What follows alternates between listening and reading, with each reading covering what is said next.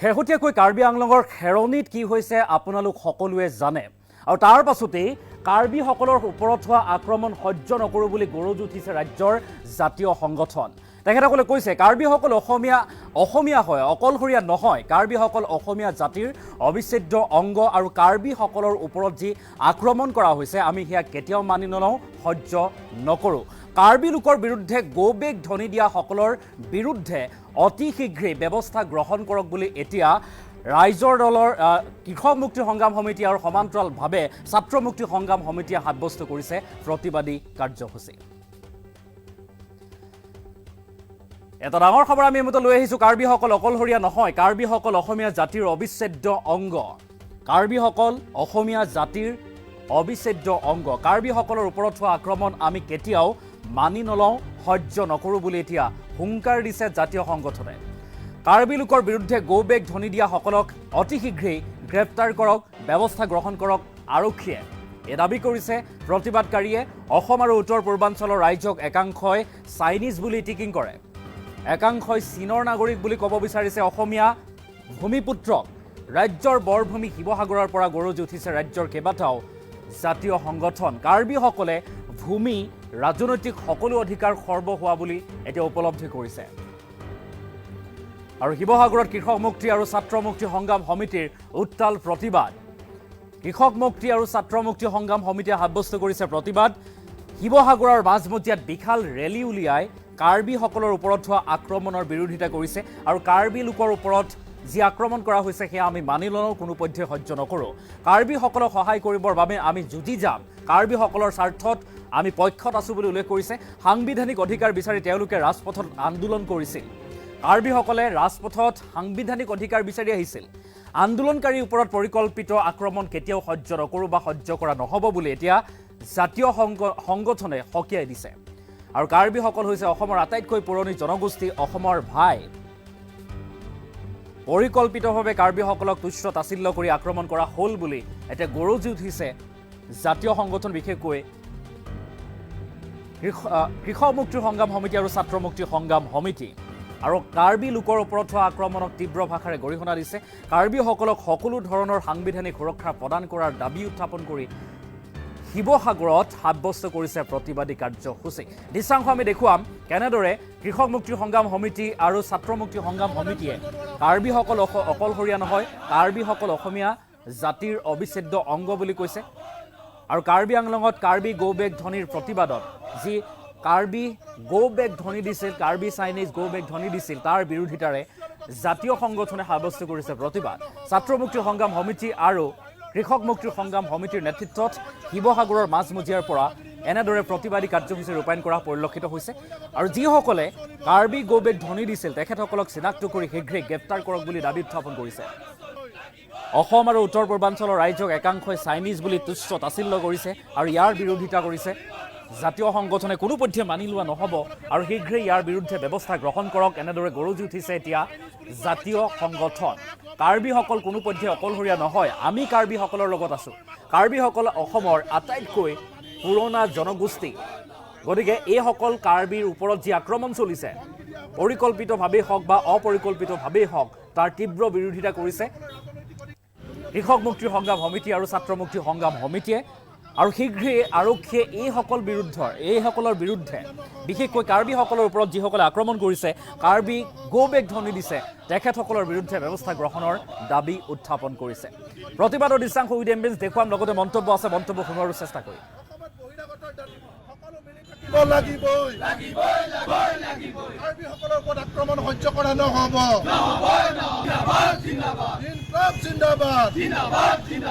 প্ৰথম কথা, কাৰ্বিসকল আটাইতকৈ অসমৰ পুৰণি জনগোষ্ঠী।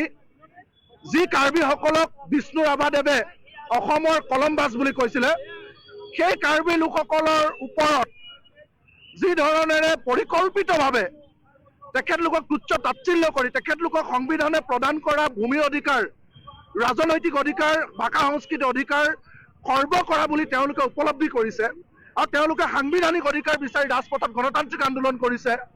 সেই আন্দোলনৰ ওপৰত পৰিকল্পিতভাৱে যি আক্ৰমণ চলিছে সেয়া কেতিয়াও সহ্য কৰা নহ'ব। আপোনালোক সকলোৱে জানে যে কাৰ্বিসকল অসমীয়াৰ ভাই।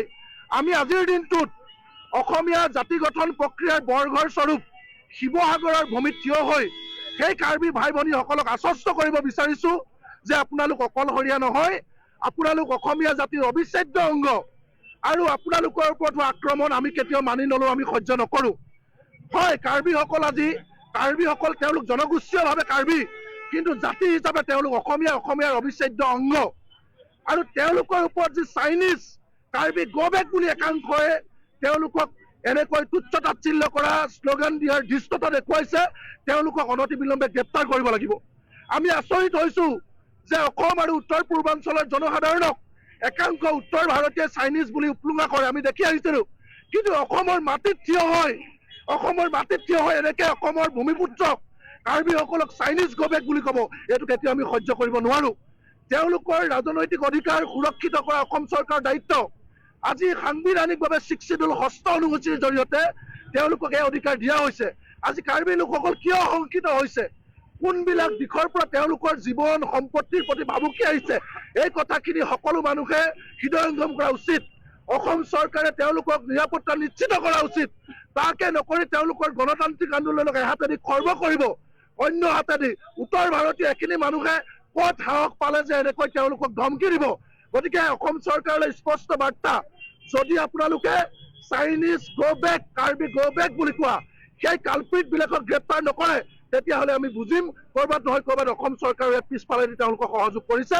যদি নহয় অনতিবিলম্বে এই পাখণ্ডবিলাকক গ্ৰেপ্তাৰ কৰক আৰু দুয়োটা পক্ষৰ যি সমস্যা সেই সমস্যা আলোচনাৰ মাজেদি সমাধান কৰক। প্ৰথম কথা, কাৰ্বিসকল আটাইতকৈ অসমৰ পুৰণি জনগোষ্ঠী।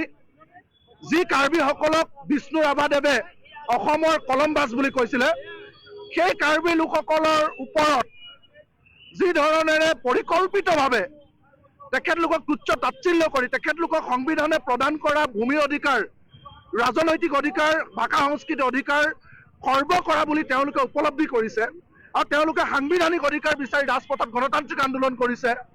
সেই আন্দোলনৰ ওপৰত পৰিকল্পিতভাৱে যি আক্ৰমণ চলিছে সেয়া কেতিয়াও সহ্য কৰা নহ'ব। আপোনালোক সকলোৱে জানে যে কাৰ্বিসকল অসমীয়াৰ ভাই। আমি আজিৰ দিনটোত অসমীয়া জাতি গঠন প্ৰক্ৰিয়াৰ বৰঘৰ স্বৰূপ শিৱসাগৰৰ ভূমিত থিয় হৈ সেই কাৰ্বি ভাই ভনীসকলক আশ্বস্ত কৰিব বিচাৰিছো যে আপোনালোক অকলশৰীয়া নহয়, আপোনালোক অসমীয়া জাতিৰ অবিচ্ছেদ্য অংগ আৰু আপোনালোকৰ ওপৰত হোৱা আক্ৰমণ আমি কেতিয়াও মানি নলওঁ, আমি সহ্য নকৰোঁ। হয়, কাৰ্বিসকল তেওঁলোক জনগোষ্ঠীয়ভাৱে কাৰ্বি, কিন্তু জাতি হিচাপে তেওঁলোক অসমীয়াৰ অবিচ্ছেদ্য অংগ। আৰু তেওঁলোকৰ ওপৰত যি চাইনিজ কাৰ্বি গ'বেক বুলি একাংশই তেওঁলোকক এনেকৈ তুচ্ছ তাচ্ছিল্য কৰা, শ্লোগান দিয়াৰ ধৃষ্টতা দেখুৱাইছে, তেওঁলোকক অনতিবিলম্বে গ্ৰেপ্তাৰ কৰিব লাগিব। আমি আচৰিত হৈছোঁ যে অসম আৰু উত্তৰ পূৰ্বাঞ্চলৰ জনসাধাৰণক একাংশ উত্তৰ ভাৰতীয় চাইনিজ বুলি উপলুঙা কৰে, আমি দেখি আহিছিলোঁ। কিন্তু অসমৰ মাটিত থিয় হৈ এনেকে অসমৰ ভূমিপুত্ৰক কাৰ্বিসকলক চাইনিজ গ'বেক বুলি ক'ব, এইটো কেতিয়াও আমি সহ্য কৰিব নোৱাৰোঁ। তেওঁলোকৰ ৰাজনৈতিক অধিকাৰ সুৰক্ষিত কৰা অসম চৰকাৰৰ দায়িত্ব। আজি সাংবিধানিকভাৱে 6th অনুসূচীৰ জৰিয়তে তেওঁলোকক এই অধিকাৰ দিয়া হৈছে। আজি কাৰ্বি লোকসকল কিয় শংকিত হৈছে, কোনবিলাক দিশৰ পৰা তেওঁলোকৰ জীৱন সম্পত্তিৰ প্ৰতি ভাবুকি আহিছে, এই কথাখিনি সকলো মানুহে হৃদয়ংগম কৰা উচিত। অসম চৰকাৰে তেওঁলোকক নিৰাপত্তা নিশ্চিত কৰা উচিত। তাকে নকৰি তেওঁলোকৰ গণতান্ত্ৰিক আন্দোলনক এহাতেদি খৰ্ব কৰিব, অন্য হাতেদি উত্তৰ ভাৰতীয় এখিনি মানুহে ক'ত সাহস পালে যে এনেকৈ তেওঁলোকক ধমকি দিব। গতিকে অসম চৰকাৰলৈ স্পষ্ট বাৰ্তা, যদি আপোনালোকে চাইনিজ গ'বেক, কাৰ্বি গ'বেক বুলি কোৱা সেই কালপ্ৰিটবিলাকক গ্ৰেপ্তাৰ নকৰে, তেতিয়াহ'লে আমি বুজিম ক'ৰবাত নহয় ক'ৰবাত অসম চৰকাৰে পিছফালেদি তেওঁলোকক সহযোগ কৰিছে। যদি নহয় অনতিবিলম্বে এই পাখণ্ডবিলাকক গ্ৰেপ্তাৰ কৰক আৰু দুয়োটা পক্ষৰ যি সমস্যা সেই সমস্যা আলোচনাৰ মাজেদি সমাধান কৰক।